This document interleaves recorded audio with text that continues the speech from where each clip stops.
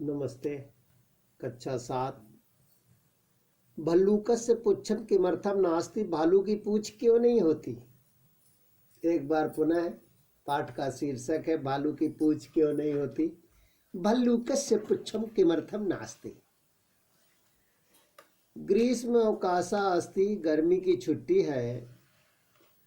सायंकाले बाला उद्यानम आगत्य, शाम के समय बालक बगीचे में आते हैं। परस्परम क्रीडन्ति, आपस में एक दूसरे के साथ खेलते हैं। एकदा एका ऐतुंडिका भल्लुकेन सा तत्र गच्छत, एक बार एक मदारी भालू के साथ आया।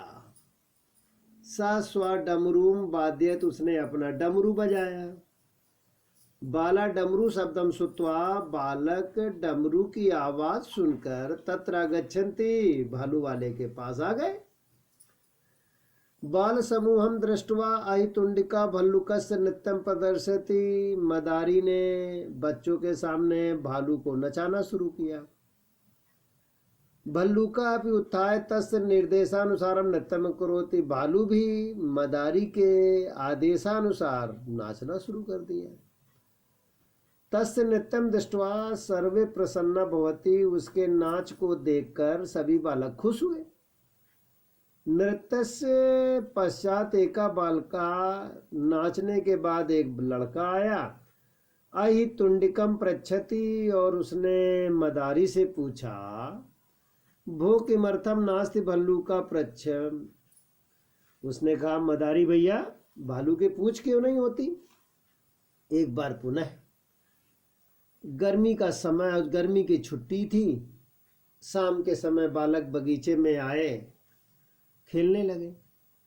उनमें से उसी समय एक मदारी भालू लेकर आया। वहाँ मदारी ने डमरू बजाया, बालकों ने डमरू की आवाज़ सुनी, वहाँ आ गए मदारी के पास। और जैसे ही मदारी के पास आए, मदारी भालू को नचाने लगा।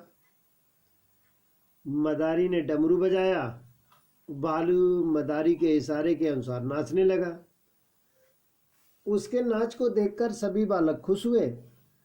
इसके बाद एक बालक ने मदारी से पूछा, अरे भाई भालू के पूछ क्यों नहीं होती। पहला पैराग्राफ खत्म हो गया। दूसरे पैराग्राफ में ऐतुंडिका चतुरा आसीत, मदारी बहुत चालाक था। सा तद विषय एकाम कथाम रचित्वा कथित, उसने उसके विषय में अपने मन गढ़ंत कथा बना डाली। पूरा भल्लुकस्य अपि लंबम दृष्टम च पुच्छम आसीत, उसने कहा, देखिए पहले भालू की लंबी पूछ हुआ करती थी। सा तेन सर्वान वन जीवान पीड़यति, वह उस पूछ के द्वारा सभी जंगली जानवरों को बहुत मारता था।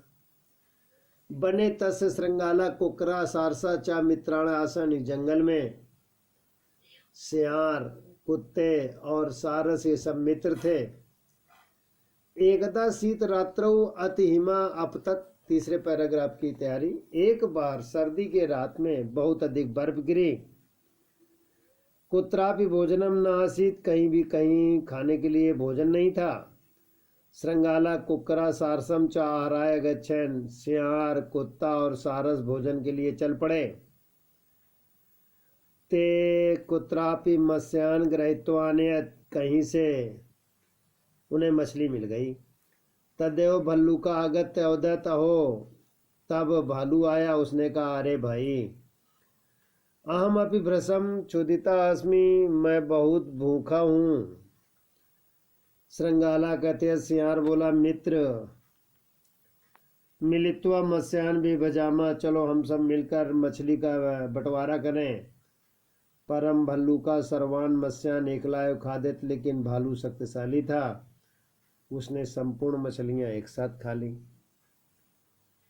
पैराग्राफ नंबर 2 का अर्थ, मदारी चतुर था, उसने उसके विषय में, भालू की पूछ के विषय में मनगढ़ंत कहानी बना डाली। बच्चों से बोला, भालू के पहले पूछ होती थी, पूछ से जंगली जानवरों को मारता था। जिसके कारण सियार, कुत्ते, सारस ये सब मित्र थे।